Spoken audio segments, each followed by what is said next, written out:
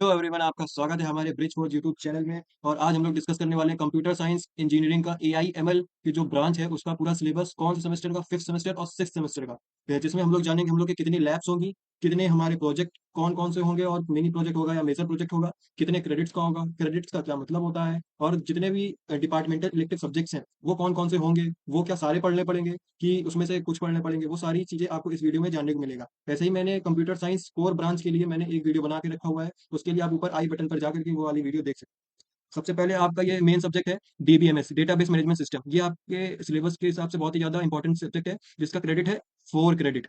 ठीक है, जिसमें आपको थ्योरी एग्जामिनेशन 70 मार्क्स का होगा और जो प्रैक्टिकल एग्जामिनेशन होगा वो 30 मार्क्स का होता है। इंटरनल आपके 30 के होंगे और 70 मार्क्स का आपका थ्योरी एग्जामिनेशन होगा, जो कि पहले जो के सीरीज होती थी, यहाँ पे जो के सीरीज होती थी, यहाँ पे ये अभी बी सीरीज चल रही होती है। यहाँ पे जो के सीरीज चल रही थी वहाँ पे 100 मार्क्स का थ्योरी होता था, 100 मार्क्स का थ्योरी होता था। लेकिन यहाँ पर 70 मार्क्स का थ्योरी और 30 मार्क्स का इंटरनल, जो कि जुड़ करके 100 मार्क्स का होगा, जो कि 4 क्रेडिट का एक सब्जेक्ट है। फिर आर्टिफिशियल इंटेलिजेंस, इसका कोड है BCAI 501। ये भी 70 मार्क्स का होगा, टोटल 100 मार्क्स का होगा, 4 क्रेडिट का होगा।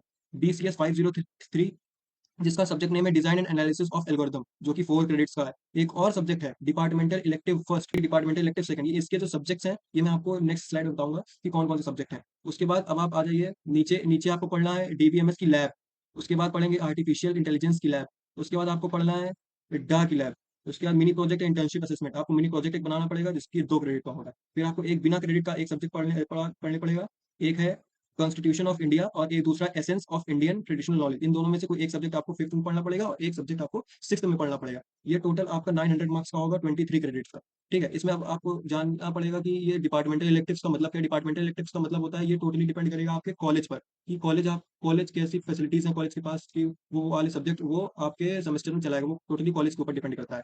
ठीक है, तो और अब आप आ जाइए नीचे, अब आपको दिखाते हैं सिक्स सेमेस्टर का। सिक्स सेमेस्टर में आपका पहला सब्जेक्ट है सॉफ्टवेयर इंजीनियरिंग। फिर आ जाइए machine learning techniques. Machine learning techniques के बाद computer network most important subject है आपके बीटेक पूरे 4 साल में। उसके बाद आप आ जाइए departmental elective third, open elective. और उसके बाद software engineering lab, machine learning lab, computer network lab, और वो जो मैंने आपको ऊपर बताया था कि constitution of India, essence of Indian traditional knowledge में से कोई एक सब्जेक्ट आपका फिफ्थ में होगा, एक सब्जेक्ट सिक्स में होगा, डिपेंड ऑन द कॉलेज। उसके बाद ये सारे मार्क्स आपके 100 में होंगे। उसके बाद 1 क्रेडिट का आपका ये computer network lab, machine learning lab और लैब्स जितनी होती है वो 1 क्रेडिट की होंगी। एक ओपन इलेक्टिव थ्री क्रेडिट्स का और डिपार्टमेंटल इलेक्टिव थर्ड 3 क्रेडिट्स का। और ऊपर जितने भी है ये 4 क्रेडिट्स के हैं। ये बहुत ही ज़्यादा इंपॉर्टेंट। अगर आप 4 क्रेडिट्स वाले में अगर आप ज़्यादा स्कोर करते हैं तो आपकी जो SGPA है वो बहुत ही ज़्यादा बूस्ट करेगी। अगर आप इसमें कम लाते हैं और ये 3 क्रेडिट्स वाले में ज़्यादा लाते हैं तो आपके SGPA में उतना फर्क नहीं पड़ेगा। तो बेटर है कि आप ये 4 क्रेडिट्स वाले पे ज़्यादा ध्यान दीजिए, जिससे आपकी जो CGPA है वो बहुत ही ज़्यादा अच्छी बनेगी। उसके बाद अब आपको दिखा देते हैं डिपार्टमेंटल इलेक्टिव सब्जेक्ट्स कौन कौन से हैं, जो कि डिपार्टमेंट आपको कंप्यूटर साइंस का जो डिपार्टमेंट होता है आपके कॉलेज में वो डिसाइड करेगा।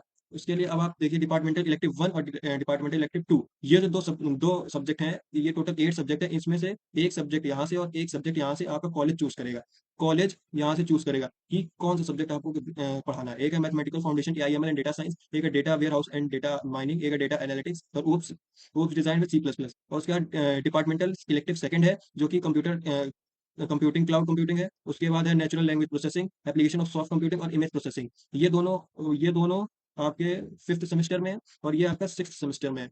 ठीक है, सिक्स सेमेस्टर में आपका डिपार्टमेंटल इलेक्टिव थर्ड में cyber forensic analytics, image analytics, social media analytics and data analysis. और उसके बाद लास्ट सब्जेक्ट आपका स्ट्रीम प्रोसेसिंग एनालिसिस। ये आपके टोटली कॉलेज पर डिपेंड करेगा कि आपको कौन से सब्जेक्ट कब और कितना पढ़ाना है, कितना क्या पढ़ाना है, मतलब कौन कौन से सब्जेक्ट आपको इन सब में से सिलेक्ट करने करके पढ़ाना है। एक और जो ओपन इलेक्टिव के जितने भी सब्जेक्ट्स होंगे वो आपके डिस्क्रिप्शन बॉक्स में मैं अटैच कर दूंगा। जितने भी ओपन इलेक्टिव फर्स्ट ये हो गया, और ऊपर ये जो डिपार्टमेंटल इलेक्टिव फर्स्ट और सेकंड ये हो गया। ये जो आपके ऑप्शनल सब्जेक्ट्स हैं, ये ओपन इलेक्टिव वन आपका मैंने डिस्क्रिप्शन में इसको अटैच कर दिया। और इसका जो डिटेल्ड सिलेबस है, ये जो डिटेल्ड सिलेबस होगा, डिटेल्ड सिलेबस ये मैंने डिस्क्रिप्शन में ऐड कर दिया है। आप उसमें जा करके एक एक सब्जेक्ट्स को, एक एक टॉपिक्स को बहुत ही ज्यादा डिटेल में देख सकते हैं। लैब्स भी हैं उसमें, सारी चीजें हैं उसमें। मैंने सारे के सारे जितने भी सब्जेक्ट्स हैं सबका इन डिटेल सिलेबस मैंने डाल दिया है।